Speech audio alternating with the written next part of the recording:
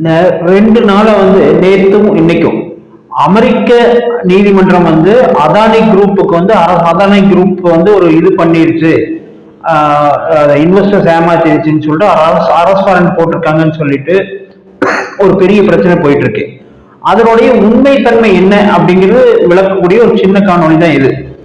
உண்மையிலேயே அது ஏற்கனவே என்ன நடந்திருக்கு அப்படிங்கிறத இதுல டோட்டலா எக்ஸ்பிளைன் பண்ண ட்ரை பண்றோம். அமெரிக்க நீதிமன்றத்தின்படி அதானி இந்திய மாநிலங்களில் உள்ள இந்திய அதிகாரிகளுக்கு லஞ்சம் கொடுத்தார், அதற்காக ஒரு அரசு வாரண்ட் போட்டிருக்கோம் அப்படின்னு சொல்லிட்டு சொல்லியிருக்காங்க. அதாவது அமெரிக்க நீதிமன்றம் சொல்லியிருக்காங்க. இது இந்திய நீதிமன்றங்கள்ல அதானிக்காக எந்த வழக்கும் இல்லை, லஞ்சம் வாங்கியதற்கான ஆதாரமும் இல்லை. பிறகு ஏன் அமெரிக்கா இதை பண்ணுது அப்படிங்கிறத விளக்கக்கூடிய ஒரு சிறிய காணொலி தான் இது. சூமர் அப்படிங்கிற ஒருத்தர் தான் இதுக்கு மூல காரணமா செயல்பட்டு இருக்கார். சூமர் அப்படிங்கிறவர் யாரு அப்படிங்கிறது தெரிஞ்சுக்கலாம். சூமர் 1999 முதல் நியூயார்க்கில் இருந்து அமெரிக்க செனட்டராக இருக்கிறார். ஜனநாயக கட்சியின் உறுப்பினர், அதாவது பிடன் அந்த கட்சியை சேர்ந்தவர். புரூக்ளினை பூர்வீகமாக கொண்டவர். புரூக்ளின் ஒரு நேட்டிவ் பிளேஸ் மற்றும் ஹார்வர்ட் கல்லூரி மற்றும் ஹார்வர்ட் சட்டப்பள்ளியில படிச்சவர். ஜனவரி 2021 சூமர் செனட் பெரும்பான்மை தலைவராக நியமிக்கப்பட்டார். அதாவது ஜனவரி 2021 அவர் தலைமையில ஜான் எஃப் கென்னடி முதல் ஜனாதிபதியின் பதவியின் முதல் 2 ஆண்டுகளில் செனட் மிகவும் கூட்டாட்சி நீதிபதிகளை உறுதிப்படுத்தியது. அதாவது கூட்டாட்சி நீதிபதிகளை நியமிக்கிறது, இந்தியா மாதிரி நீதிபதிகள் நியமிக்கிறது. அங்க இந்த செனட் நியமிச்சுக்கலாம். அமெரிக்க நீதிமன்றங்களில் பெரும்பாலான நீதிபதிகள் இவரால் பெரும்பாலான நீதிபதிகள் இவரால் நியமிக்கப்பட்டவர்கள் தான்.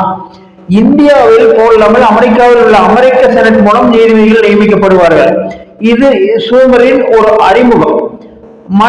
அவர்கள் மற்றொரு அறிமுகம், அவர் பிடன் நிர்வாகத்தில் சோரஸோட பினாமியா செயல்பட்டவர். அதாவது சோரஸ் தான் மீடியா இந்த ஹவுஸ் இந்தியாவுக்கு எதிராக, ஏன் அவருடைய ஹங்கேரியிலே சோரஸ் உள்ளிட மாட்டாங்க. நிறைய கண்ட்ரி சோரஸ் உள்ளிட மாட்டாங்க. அது முக்கியமான கண்ட்ரி பாகிஸ்தான், சைனா, அவருடைய சொந்த நாடான ஹங்கேரி, இது மாதிரி ஒரு சில நாடுகள் இந்த ஜார்ஜ் சோரஸ் உள்ளே வரக்கூடாதுன்னு சொல்லிடுவாங்க. ஏன்னா அவர் வந்தா எதுவுமே உருப்படாதுன்னு தெரியும் உங்களுக்கு.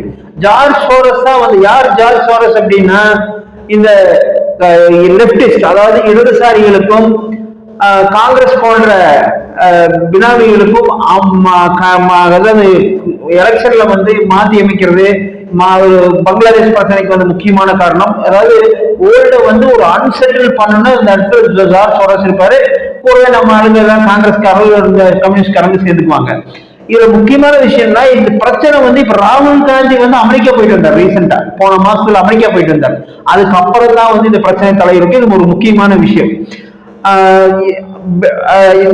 கூகுள் இமேஜுக்கு போய் சூமர் மற்றும் தேடினீங்கன்னா, கூகுள் பண்ணீங்கன்னா அவர்களின் பல படங்கள் நீங்க ஒன்றா பார்க்கலாம். இன்னும் ஒரு சிலர் 2011 ஒரே பாலின திருமணத்தை மசோதாவை ஆதரித்த அமெரிக்காவர்கள் ஆதரித்தவர் சூமர். சுருக்கமாக சொல்லணும்னா, அவர் எப்போதுமே சோரஸோட ஆதரவாளர். சோரஸ் பணத்தின் மூலம் 2000 செனட் பெரும்பான்மை தலைவரானார். சூமர் 2021 ஜார்ஜ் சோரஸ் கொடுத்த பணத்தின் மூலம் தான் செனட் பெரும்பான்மை தலைவராக மற்றும் நீதிபதிகளை நியமிக்கும் அதிகாரத்தை பெறுகிறார். இந்த வருடத்தில் கூட சூமரின் பிஏசிக்கு சோரஸ் $16 மில்லியன் நன்கொடை அளித்திருக்கார்.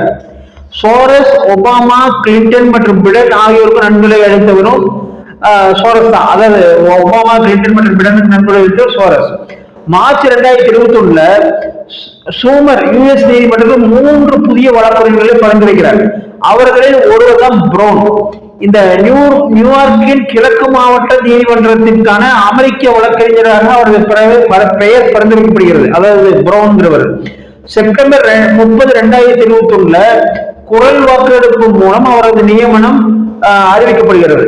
அக்டோபர் 5, 2021 அன்று அமெரிக்க செனட் அவரது நியமனத்தை குரல் வாக்கெடுப்பு மூலம் உறுதி செய்கிறது. அக்டோபர் 2021 முதல் நியூயார்க்கின் கிழக்கு மாவட்டத்தின் வழக்கறிஞராக பணியாற்றுகிறார். 2021 முதல் லஞ்ச வழக்கில் அதானி மீது குற்றம் சாட்டப்பட்ட வழக்கில் வழக்கறிஞர் ப்ரௌன் பீஸ் தான், அவர் தான். அதாவது அதானி மீது குற்றம் சாட்டப்பட்ட வழக்கில் ஆஜரானவர் இந்த ப்ரௌன் பீஸ். அதானியும் மோடியும் ஒழிப்பேன் என்று ஜார்ஜ் சோரஸ் ஏற்கனவே பேசியிருக்கிறார், பலமுறை பேசியிருக்கிறார்.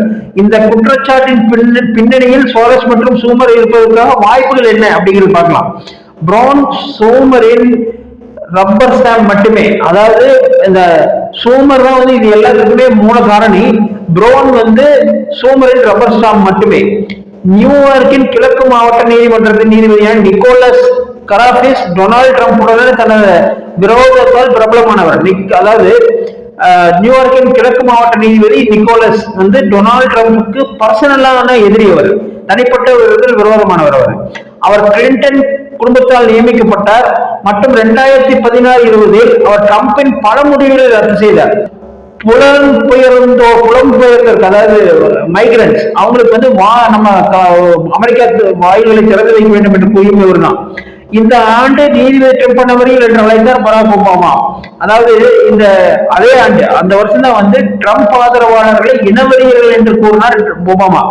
Hillary Clinton, Joe Biden, Chuck Schumer மற்றும் சோரஸ், இந்த சோரஸ் விஷயங்கள் எவ்வாறு வைக்கப்படுகிறது என்பதை புரிந்து கொள்ள எக்கோசிஸ்டம் டீப் ஸ்டேட் அமைப்பை நீங்கள் புரிந்து கொள்ள வேண்டும். இப்பதான் இந்த முக்கியமான subject. Ecosystem deep state, American deep ஸ்டேட்ங்கிற ஒரு உலக அமைப்புனே சொல்லலாம். அது எக்கோசிஸ்டம் வந்து ஒரு சிலர் மட்டுமே அந்த பவர் இருக்கும். அந்த எக்கோசிஸ்டம் வந்து பயங்கரமான எக்கோசிஸ்டம் அது. அதாவது இப்போ பங்களாதேஷ வந்து டீஸ்டபிளைஸ் பண்ணதாகட்டும், உக்ரைன் வாராகட்டும், ஈராக் வாராகட்டும், ஆப்கானிஸ்தான் வாராகட்டும், இது எல்லாமே பின்னாடி அமெரிக்கன் பிரசிடென்ட்கள் ஒரு பவர் இருக்கு. அந்த டீப் ஸ்டேட்டுங்கிற எக்கோசிஸ்டம் தான் வந்து இது எல்லாத்தையும் செயல்படும். அதாவது இதுக்கு கீழே இந்த விளையாட்டுகள் எல்லாமே உலகங்கள் நடத்தப்படும். இந்த மாதிரி பங்களாதேஷ் பிரச்சனை, மற்ற காலிஸ்தான் பிரச்சனை, இது எல்லாமே இந்த டீப் ஸ்டேட்டோட டைரக்ஷன் தான் எல்லாமே நடக்கும். அதாவது நீங்க ஒரு செப்பரேட்டா ஒரு தனி மனிதன் புரிஞ்சுக்கொள்ளும் ரொம்ப ஈஸியா. அந்த டீப் ஸ்டேட்டோட இதை வந்து புரிஞ்சுக்கிறது ரொம்ப ரொம்ப கஷ்டம். டீப் ஸ்டேட் பின்னாடி எத்தனை கெட்ட எண்ணங்கள் இருந்தாலும் அதை எதிர்க்கிற ஒரு நல்ல எண்ணங்கள் இருக்கிறவனாலதான் வந்து டீப் ஸ்டேட்டை வந்து ஒரு அளவுக்கு டீஸ்டபிளைஸ் பண்ண முடியுது. இந்த டீப் ஸ்டேட், இப்ப இந்த டீப் ஸ்டேட் தான் வந்து அதானி பின்னாடி இடம்பெருக்கு ரிப்போர்ட். அதானி எப்படியாவது டீஸ்டபிளைஸ் பண்ணணும். ஏன்னா அதானி வந்து ஒரு பெரிய பவர்ஃபுல் வந்து இந்தியன் பாலிடிக்ஸ்க்கு வந்து நிறைய சப்போர்ட் பண்றாரு. பிஜேபி சப்போர்ட் பண்ணி, காங்கிரஸ் தான் ஒரு நிறைய சப்போர்ட் பண்றாரு. இன்ஃபேக்ட் பிஜேபி விட காங்கிரஸ் தான் நிறைய சப்போர்ட் பண்றாரு. அவருடைய குரோத் எப்படியாவது தடுக்கிறது இந்த டீப் ஸ்டேட்டை விட ஜார்ஜ் சோரஸும் அந்த எக்கோசிஸ்டம் வந்து ரொம்ப ட்ரை பண்ணுது. அது ஒவ்வொரு டைமும் வந்து ஹிடன்பெர்க் வந்து ஃபார் எக்ஸாம்பிள் வந்து ஹிடன்பெர்க் லாஸ்ட் டைம் ரிப்போர்ட் கொடுத்தப்போ 20% இவங்க அதானி பிரைஸ் டிராப் ஆச்சு ஸ்டாக் மார்க்கெட்ல. அதனால ஏகப்பட்ட இழப்புகள். இது இண்டிவிஜுவல் இன்வெஸ்டர்ஸ் சரி, எல்ஐசிக்கு இழப்புகள் சொல்ல முடியாது. ஸ்டேட் பேங்க் ஆஃப் இந்தியா இறங்குச்சு, அதெல்லாம் உங்களுக்கு இழப்புன்னு சொல்லணும், ஏன்னா ரெக்கவர் ஆயிடுச்சு. பட் இந்த ரெகுலர் ட்ரேடர்ஸ் வந்து நிறைய இழப்புகள் சந்திச்சாங்க அந்த லாஸ்ட் டைம் ஹிடன்பெர்க் ரிப்போர்ட் வந்தப்போ. இப்ப லாஸ்ட் ஒரு 2 months முன்னாடி இதே ஒரு ரிப்போர்ட் வந்தப்போ கொஞ்சம் இறங்குச்சு, பட் உடனே ரெக்கவர் ஆயிடுச்சு. இன்னைக்கும் அகெயின் நேற்று வந்து 20% வந்து இறங்குச்சு. அதாவது இந்த ரிப்போர்ட்டை பேஸ் பண்ணி, இந்த அரசு வாரண்ட் எல்லாம் பேஸ் பண்ணி அதானி ஸ்டாக்ஸ் வந்து 20% இறங்குச்சு. ஆவரேஜ் 20% இறங்குச்சு. மார்க்கெட்டே இறங்குச்சு 2 to 3%. இதை ஸ்டேட் பேங்க் ஆஃப் இந்தியா நேற்று 5-6% இறங்குச்சு. ஆனா இன்னைக்கு ஏன் வந்து எல்லாரும் அப்படியே ரிவர்ஸ் ஆயிடுச்சு? ஸ்டேட் பேங்க் ஆஃப் இந்தியா நேற்று இருந்த விட இன்னைக்கு ஹையஸ்ட் பிரைஸ் போயிட்டா, இவன் அதானி ரெக்கவர் ஆயிட்டான், அதானி என்டர்பிரைஸ் ரெக்கவர் ஆயிட்டான், அதானி போர்ட்ஸ் ரெக்கவர் ஆயிட்டா, மார்க்கெட்டே டோட்டல் ரெக்கவர் ஆயிடுச்சு 3%. நேற்று இறங்குறது பார்த்தா எல்லாம் பயந்துட்டாங்க அப்படி இப்படின்னு சொல்லிட்டு. ஆனா இன்னைக்கு எல்லாம் மார்க்கெட் இது வந்து ஒரு பெரிய கேம் பிளே. இது அதுல வந்து இருக்கு. ஜார்ஜ் சோரஸ் இந்த மற்ற லெப்டிஸ்ட் எல்லாம் சேர்ந்து ஒரு பெரிய பிளே, டீப் எக்கோசிஸ்டம் அண்ட் இந்த டீப் ஸ்டேட், இவங்க எல்லாரும் பிளே தான். இதனால பாதிக்கப்படுறது இந்தியர்கள் மட்டுமே. இது இந்தியர்கள் இப்ப தெளிவா தெரிஞ்சுட்டாங்க. ஒவ்வொரு டைம் இன்னைக்கு மார்க்கெட் அருமையா ரிவர்ஸ் ஆகி வந்துருச்சு. சோ இது ஒரு பெரிய கேம். இதை அருமையா புரிஞ்சுக்கிறவங்க நம்ம இன்வெஸ்டர்ஸ் முதல்ல கிடையாது.